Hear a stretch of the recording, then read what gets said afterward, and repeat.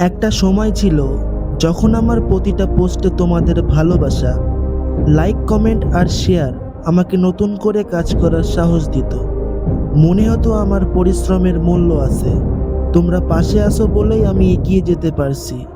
আমি কখনো নাচ গান বা ভাইরাল হওয়ার জন্য কন্টেন্ট বানাইনি। আমি শুধু বাস্তব জীবনের গল্প, মানুষের অনুভূতি আর সত্যি কিছু ঘটনা তোমাদের সামনে তুলে ধরার চেষ্টা করেছি। কারণ আমি বিশ্বাস করি বাস্তবতারও একটা আলাদা মূল্য আছে। কিন্তু আজকাল মনে হয় সেই ভালোবাসাটা আর আগের মতো নেই। আগের মতো কেউ অপেক্ষা করে না আমার পোস্টের জন্য। লাইক কমে গেছে, কমেন্ট কমে গেছে, শেয়ারও আগের মতো আর হয় না। আমার পেজের রিচও অনেক কমে গেছে। জানি না আমার কন্টেন্ট খারাপ হয়ে গেছে নাকি। তোমরা আমাকে ধীরে ধীরে ভুলে যাচ্ছ। সত্যি বলতে এটা খুব কষ্ট দেয়।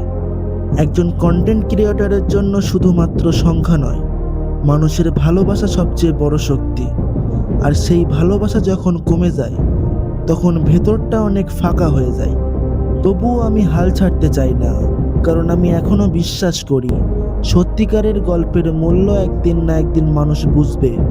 যদি আমার কোনো ভিডিও বা গল্প তোমাদের ভালো লেগে থাকে, তাহলে অবশ্যই পাশে থাকো।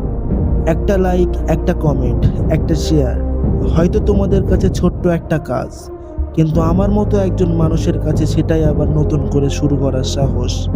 সবাই ভালো থেকো। আর যদি সত্যি আমাকে এখনো একটু ভালোবাসো,